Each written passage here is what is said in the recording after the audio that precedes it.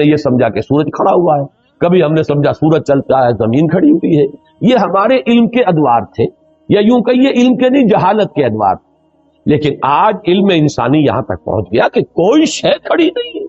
ہر شے طے نہیں. اب معلوم ہوا قرآن مجید میں ایک سے زائد جگہ پر آیا کل فی فلک یسبحون، ہر شے اپنے مدار کے اندر اپنی سطح کے اوپر طے. اسی طریقے سے وقت آئے گا کہ جب کہ ہمیں معلوم ہوگا کہ یہ بات تھی جو آج ہمیں معلوم ہوئی، جو قرآن 7 آسمانوں کے حوالے سے بار بار کہتا ہے. تو جہاں سائنس جو ہے وہ ہمیں قرآن مجید سے ٹکراتی بھی محسوس ہو، وہاں ہمارا معاملہ یہ ہوگا کہ ہم قرآن پر ایمان کو محکم رکھیں گے. ہم سمجھیں گے یہ آیت متشابہات میں سے ہے، اس کا مفہوم ابھی ہم نہیں سمجھ سکتے، لیکن ہمارا ایمان آمنا بہ کل من عند ربنا، یہ پورا قرآن متشابہات ہو یا محکمات ہو ہمارے رب کی طرف سے ہے، ہم سب پر ایمان رکھتے ہیں. اور لیکن جہاں جہاں وہ تطبیق ہوتی چلی جا رہی ہے، انسانی علم نے جو بھی آگے ایڈوانس کیا ہے، آگے بڑھا ہے علم، اور واقعہ یہ ہے کہ آدمی کو چکر آتا ہے. کروڑوں میل کا سفر کر کے آپ کا ایک راکٹ جا رہا ہے اور سیکنڈوں کا فرق بھی نہیں پڑتا. کتنی راتیں گزر گئیں، کتنے سال گزر گئے، 11 سال کے اندر وہ پہنچا تھا وہاں. جو وہ آخری ہمارا اس جو کنبہ ہے سورج کا، اس کا جو سب سے آؤٹ موسٹ جو ہے اس تک پہنچا ہے 11 برس میں. سن 77 کا چلا ہوا، سن 88 میں پہنچا. لیکن پورا حساب کتاب صحیح جو یہاں پر بیٹھ کر کیلکولیٹ کیا گیا تھا اسی کے مطابق وہ وہاں پہنچا. تو یہ انسان کی ترقی جو ہے، یہ یوں سمجھیے کہ سٹیگرنگ انسان کا چکر آتا ہے کہ کہاں تک انسان پہنچ گیا. اب اس علم کو آپ نظر انداز کیے رکھیں، اس سے کوئی گفتگو ہی نہ ہو، وہ بس اور آپ چلتے رہیں. وہی پرانے مفسرین نے جو کچھ کہہ رہے، وہ پرانے مفسرین وہ خائن نہیں تھے، بددیانت نہیں تھے، لیکن کیا کرتے، ان کے پاس معلومات کا ذخیرہ ہی نہیں. ابھی وہ معلومات کا اتنا لمبا چوڑا ذخیرہ ان کے پاس موجود ہی نہیں، جو کچھ تھا اسی کے اوپر کام کر رہے. تو سائنٹیفک معاملات میں یہ سمجھ لیجئے، میری اب تک کی سوچ کا جو حاصل ہے وہ میں نے آج آپ کو بتایا ہے. اول تو میں شدید اختلاف کر رہا ہوں تنزلات کا جو فلسفہ ہے اہل تصوف کے ہاں، وہ تنزلات ذات قرار دیتے ہیں، ذات باری تعالیٰ کے تنزلات ہیں، معاذ اللہ ثم معاذ اللہ ثم معاذ. ہاں یہ تنزلات کا سلسلہ جو تنزلات ستہ کہا جاتا ہے کہیں کچھ اور، لیکن میرے نزدیک یہ تنزلات 3 ہیں، 3 لیولز ہیں اس کے. اور یہ تنزلات جو ہیں در حقیقت اللہ کے اس امر کن سے جو شے وجود میں آئی ہے. اولاً وہ ایک خلق نور تھا، وہ بھی ایک شے ہے، ایک خارجی حقیقت رکھنے والی شے ہے. اس مرحلے پر 2 صاحب شعور، صاحب تشخص ہستیاں پیدا کی گئیں، ارواح انسانیہ اور ملائکہ. اور ان میں جیسا کہ میں نے عرض کیا قطعاً کوئی چیز توحید کے منافی نہیں ہے اگر یہ بات مانی جائے کہ سب سے پہلے جو پیدا کیا گیا وہ نور محمدی ہے، یعنی روح محمدی. نور محمدی در حقیقت روح محمدی کا نام ہے، اس لیے کہ روح جو ہے نوری الاصل ہے. وہ جو اقبال نے کہا ہے کہ نقطہ نوری یہ جو ہے خاک کے اندر پنہا، غافل تو نرا صاحب ادراک نہیں ہے ذوق تجلی بھی اسی خاک میں پنہا، غافل تو نرا صاحب ادراک نہیں ہے. تو یہ جو ہمارا شعور ہے میں در حقیقت اس روح کی بنیاد پر ہے، اور وہ روح جو ہے نوری الاصل، میری بھی آپ کی بھی. اگرچہ وہ نور محمد الرسول اللہ صلی اللہ علیہ وسلم کی روح کا جو معاملہ ہے، ہم ویسے اگر کہیں گے تو کہاں ہم اور کہاں وہ، زمین و آسمان کا فرق ہے. ہمارا وہ نور جو ہے ہمارے نفس کی ظلمانیت کے اندر گم ہو گیا، اور وہاں وہ جو نور ہے وہ اپنے نفس کے اوپر ایسے غالب ہے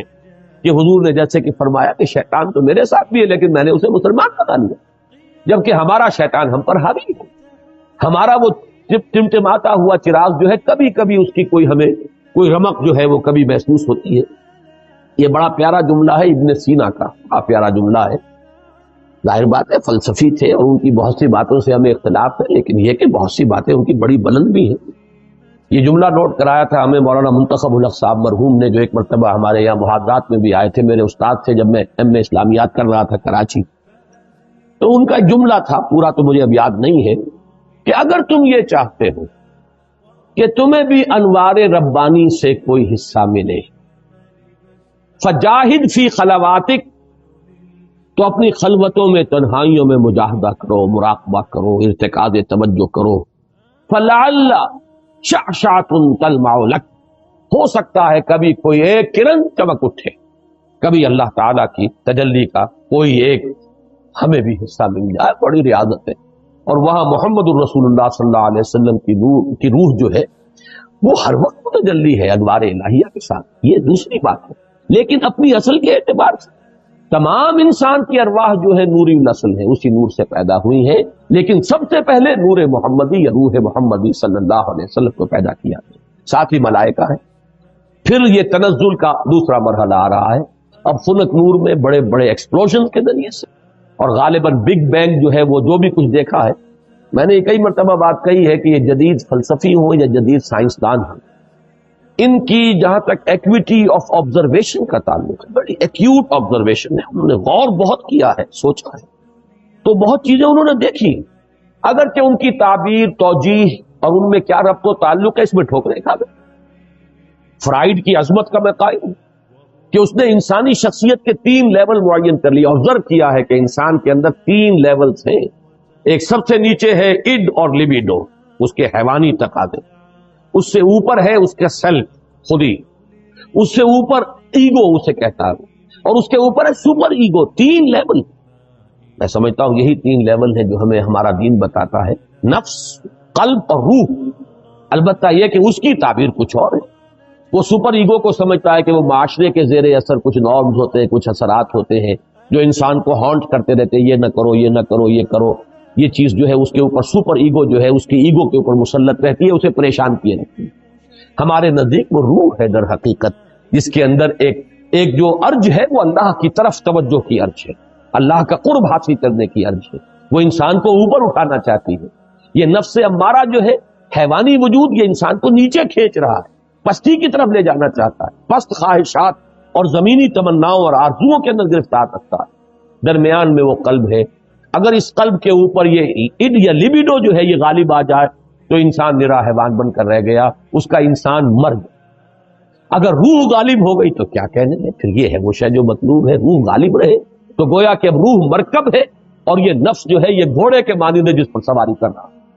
یہ میں نے عظمت سوم میں بھی یہ سارے مضامین بیان کیے ہیں، حقیقت انسان میں بھی۔ بہرحال یہ ہے جنات کے بارے میں جو میرا تصور ہے، اور چونکہ ان میں روح نہیں ہے،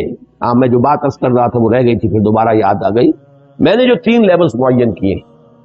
ان میں سے پہلا لیول جو ہے نور، ملائکہ، ارواح، یہ عالم امر ہے، اور 2 لیول نار والا، ناری کروں کا، اور یہ خاک اور زمین کا، اور زمینی حیوانات اور زمینی نباتات، اور انہی میں سے ایک انسان، یہ عالم خلق ہے۔ عالم امر میں ٹائم ایلیمنٹ ہے ہی نہیں، روح کو کوئی وقت درکار نہیں ہے، یہاں سے کروڑوں میل جانے کے لیے کوئی وقت درکار، نہ روح کو نہ فرشتے کو کوئی وقت درکار۔ یہ عالم امر ہے، اس کی شان یہ بیان ہوئی ہے، انما امرہ اذا اراد شیئا فانما یقول له کن فیکون، نو ٹائم ایلیمنٹ واٹس ایور۔ اور یہی عالم امر ہے جس میں کہ فرشتے اور روح انسانی کا ایسا ربط ہوتا ہے، فرشتہ وحی لاتا ہے تو روح ہے در حقیقت نبی کی اور رسول کی جو اسے ریسیو کرتی ہے۔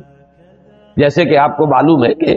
آپ کی فضا کے اندر اس وقت جو بھی ٹرانسمیشن ہو رہی ہے ریڈیو کی، ٹیلی ویژن کی، وہ تو فضا میں موجود ہے۔ آپ کے پاس بھی تو ایک آلہ ہونا چاہیے جو اسے کیچ کرے۔ آپ کے ریڈیو ہے، ریڈیو ویوز لگے، وہ اسے کیچ کر رہے ہیں۔ ٹیلی ویژن ہے، اس میں وہ میکینزم ہے جو کیچ کر رہا ہے، فضا میں تو ہے۔ تو 2 چیزیں ملتی ہیں، تو ملائکہ کی طرف سے لائے جانے والے پیغامات، ان کو کیچ کرنے والا انسان میں جو حصہ ہے وہ روح ہے، وہ یہ انسان کے یہ جسمانی وجود نہیں ہے، یہ آنکھیں نہیں ہیں، یہ کان نہیں ہے، بلکہ براہ راست قلب جو مسکن ہے روح کا، وہ ہے محبت وحی۔ فَإِنَّهُ نَزَّلَهُ عَلَىٰ قَلْبِكَ، اے نبی جبریل نے تو اس کو نازل کیا آپ کے قلب پر۔ یہ در حقیقت محبت وحی جو ہے وہ یہ کان نہیں، کان سے نہیں سنتے تھے حضور وحی کی آواز، وہ تو در حقیقت براہ راست بغیر آنکھوں یا کان یا حواس ظاہری کے، کوئی وساطت کے، براہ راست قلب کے اوپر نزول۔ اور یہی وہ شے ہے جو جنات میں نہیں ہے، لہذا جنات میں کوئی وحی نہیں، جنات میں کوئی نبوت و رسالت نہیں، جنات بھی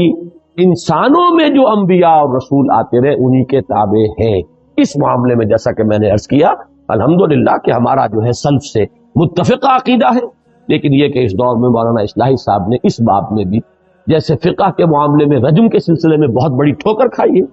اسی طریقے سے اس معاملے میں بھی بہت بڑی ٹھوکر کھائی ہے۔ اللہ تعالیٰ انہیں اپنی رائے پر نظر ثانی کرنے کی اور اس سے رجوع کرنے کی توفیق عطا فرمائے۔ اب یہ ہے وہ فلسفہ جنات کا۔ اس میں ایک بات کہ جو ان دونوں مقامات کے سمجھنے کے لیے، اور اس سے پہلے بھی قرآن مجید میں بار بار یہ مضمون آیا ہے، اس کے حوالے سے اور جان لیجئے، وحی یا احکام و اوامر خداوندی کا نزول فرشتوں کے ذریعے ہوتا ہے۔ فرشتوں کا جبکہ وہ فرشتے وحی کو لے کر نازل ہوتے ہیں یا احکام خداوندی کو،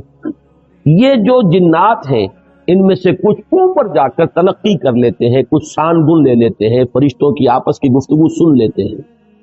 اس سے جو حقائق اور واقعات انہیں معلوم ہوتے ہیں، وہ اس دنیا میں آ کر جو کاہن قسم کے لوگ، یہ عامل قسم کے لوگ، کاہن قسم کے لوگ، کہانت کا جو بازار دنیا میں چلتا رہا اور کاروبار ہوتا رہا،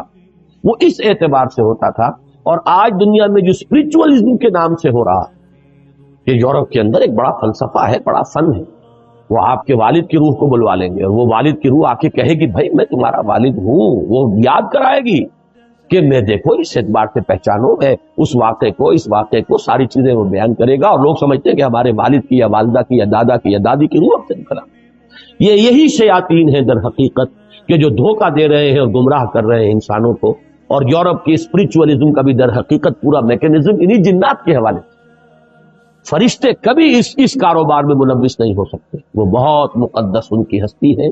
اور وہ اس طرح کے معاملات سے منزہ ہے، اعلیٰ اور عرفہ ہے، لیکن جنات کے اندر یہ سارا دھندا موجود۔ یہ جو خبریں لینے کے لیے دور تک جاتے تھے اور سمائے دنیا تک ان کی رسائی ہے،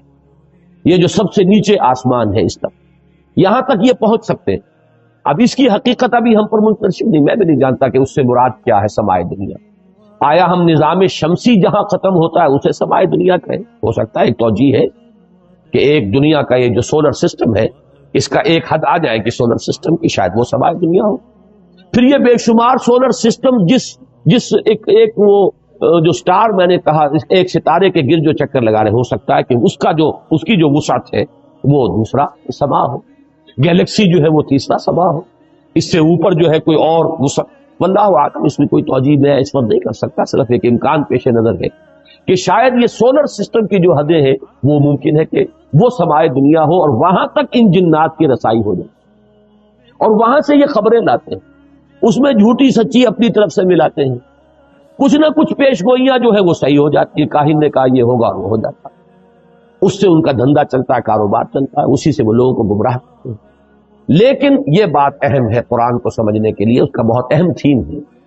جب بھی کبھی اللہ کسی نبی یا رسول کو مبعوث فرماتا تھا، کہہ رہا ہوں ہے نہیں، اس لیے کہ سلسلہ بند ہو چکا، میں ہمیشہ اب محتاط ہوتا ہوں کہ اس میں ہے کا لفظ ہی استعمال نہ کیا جائے، اس لیے کہ وہ دروازہ بند ہو چکا۔ جب بھی اللہ کسی نبی یا رسول کو مبعوث فرماتا تھا اور فرشتے وہی لے کر نازل ہوتے تھے، اس زمانے میں آسمانوں پر زبردست پہرے بٹھا دیے جاتے تھے سمائے دنیا، کہ کوئی جنات اس کی سان گن نہ لے جائیں۔ اب آپ اس کا اندازہ کیجئے، اگر کہیں وہ لے اڑے وہاں سے اور آ کر اپنے کسی کاہن کو بتا دیں کہ اب محمد پر یہ وحی آنے والی ہے صلی اللہ علیہ وسلم، تو نتیجہ کیا نکلے گا؟ وہ پہلے سے بتائے گا کہ دیکھنا کل یہ بیان کریں گے محمد کی یہ وحی مجھ پر نازل ہوئی ہے، تو سارا کا سارا معاملہ چوپٹ ہو جائے، پھر یہ کہ حضور صلی اللہ علیہ وسلم یا اس نبی یا رسول کی جو حیثیت ہے وہ ختم ہو جاتی ہے۔ لہذا نزول وحی کے دور میں بہت سخت پہرے بٹھائے جاتے تھے کہ یہ جنات جو ہے کہیں سے سان گن نہ لے لیں، بلکہ یہ کہ شہاب ثاقب مارے جاتے تھے ان پر اگر یہ قریب آتے تھے۔ یہ ہے جو قرآن مجید میں بہت جگہوں پر یہ فینومینن جو ہے اس کا ذکر ہے، اور اس سورہ مبارکہ میں بھی اس کا ذکر جو ہے بڑی تفصیل کے ساتھ آئے۔ اس وقت جو ہے پہرے بٹھا دیے جاتے تھے، اور یہاں تک اس سورہ مبارکہ کے آخر میں تو آیا ہے کہ اللہ تعالیٰ جب بھی کسی رسول کو بھیجتا ہے تو اللہ تعالیٰ اس کے لیے پہرے بھیجتا ہے۔ یہ آخری آیت میں آپ کو سنا رہا ہوں، اس کی آخری آیات کے قریب ہے، الا من ارتضی من رسول فانہ یسلک من بین یدیہ ومن خلفہ رصدا۔ جب بھی کبھی وہ نبوت کا پیغام یا رسالت کا پیغام جو وہی اللہ تعالیٰ بھیجتا ہے تو اس کے آگے اس کے پیچھے پہرا لگاتا ہے، پہرے دار بھیجتا ہے کہ اس کے اندر سے کوئی لے نہ اڑے یا اس میں کوئی اور چیز شامل نہ کروا دے۔ شیاطین جو ہیں اور اس سے جو ہے اس وحی کی جو سینکٹیٹی ہے وہ مجروح ہے. تو یہ بھی ذکر جو ہے اس سورہ مبارکہ میں موجود ہے. اب جیسا کہ میں نے عرض کیا تھا یہ باتیں تو ہوئی تمہیدی اور کافی طوالت ان کی آج ہو گئی ہے، لیکن یہ کہ اب ہم اس کا ترجمہ بھی کر لیتے ہیں. لیکن ترجمے سے پہلے میں عرض کر دوں، روایات میں دو واقعات ہمیں ملتے ہیں کہ جن میں ذکر ہے کہ حضور صلی اللہ علیہ وسلم کے علم کے بغیر کچھ جن آپ کو قرآن پڑھتے ہوئے سن گئے، قرآن سنا آپ کی زبان سے. ایک تو روایت وہ ہے جو حضرت عبداللہ ابن عباس سے ہے رضی اللہ تعالی عنہما. یہ روایت بخاری میں بھی ہے، مسلم میں بھی ہے، ترمذی میں بھی ہے. ظاہر بات ہے بخاری مسلم میں ہے تو کسی اور کا ذکر کرنے کی ضرورت نہیں. حضرت ابن عباس رضی اللہ تعالی عنہ سے یہ منقول ہے. وہ فرماتے حضرت ابن عباس رضی اللہ تعالی عنہما، اس لیے کہ حضرت عباس بھی صحابی ہیں اور ابن عباس بھی صحابی ہیں. وہ فرماتے ہیں کہ حضور صلی اللہ علیہ وسلم کچھ صحابہ کے ساتھ عکاظ کا میلہ جو ہوتا تھا، بازار لگتا تھا، وہاں تشریف لے جا رہے تھے. راستے میں وادی نخلا پر آپ کا پڑا ہوا، رات آپ نے وہاں بسر کی. فجر کی نماز آپ پڑھا رہے تھے اپنے ساتھیوں کو اور اس میں آپ نے قرآن مجید کی تلاوت کی، تو وہاں سے جنوں کا گزر ہوا، انہوں نے پورے اطمینان کے ساتھ وہاں قرآن سنا. ایک واقعہ تو یہ ہے. اور یہ جہاں تک تعلق ہے اس کے یعنی ثقہ ہونے کا اس روایت کا، تو ظاہر بات ہے کہ یہ صحیحین کی روایت ہے، اس کے بارے میں شک جو ہے وہ کی گنجائش نہیں ہے. دوسری روایت جس کو کہ زیادہ تفسیری روایات میں اور سیرت کی کتابوں میں زیادہ نقل کیا گیا ہے، وہ یہ ہے کہ حضور جب سن 10 نبوی میں طائف سے واپس آ رہے ہیں، جب مکے میں فیصلہ ہو گیا تھا ابو طالب کے انتقال کے بعد کہ اب محمد کو قتل کر دیا جائے صلی اللہ علیہ وسلم، تو حضور طائف گئے تھے اور طائف میں آپ نے وہاں کے 3 سرداروں سے ملاقاتیں کی. بہرحال وہاں سے تو جواب جو ہے کوئی ان کو